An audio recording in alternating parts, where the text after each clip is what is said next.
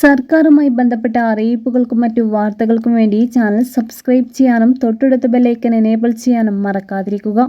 മധ്യപ്രദേശിൽ മസ്ജിദിൽ കുഴിയെടുക്കുന്നതിനിടെ ശ്രീരാമ വിഗ്രഹം കണ്ടെത്തി. സാഗറിലെ പാപ്പട്ട് ഗ്രാമത്തിലെ മസ്ജിദിൽ നിന്നാണ് കുഴിയെടുക്കുന്നതിനിടെ സീതയുടെയും രാമന്റെയും വിഗ്രഹങ്ങൾ കണ്ടെത്തിയത്.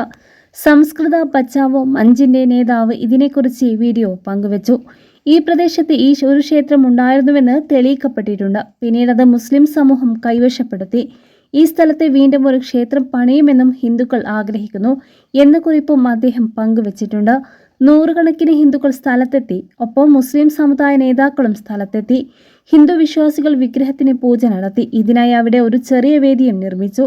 എന്നാൽ ഇതിനെ എതിർത്ത് ഇസ്ലാമിസ്റ്റുകൾ രംഗത്തെത്തിയത് സംഘർഷത്തിന് കാരണമായി. ഒരു കാരണവശാലും വിഗ്രഹം നീക്കം ചെയ്യാൻ അനുവദിക്കില്ലെന്ന് ഹിന്ദു വിശ്വാസികൾ പറഞ്ഞു. സ്ഥിതിഗതികൾ കൈകാര്യം ചെയ്യാൻ പോലീസ് ഇടപെട്ടിട്ടുണ്ട്. അനിഷ്ട സംഭവങ്ങൾ ഒഴിവാക്കാൻ ഗ്രാമത്തിൽ പോലീസ് ഉദ്യോഗസ്ഥരെ വിന്യസിച്ചിരിക്കുന്നു.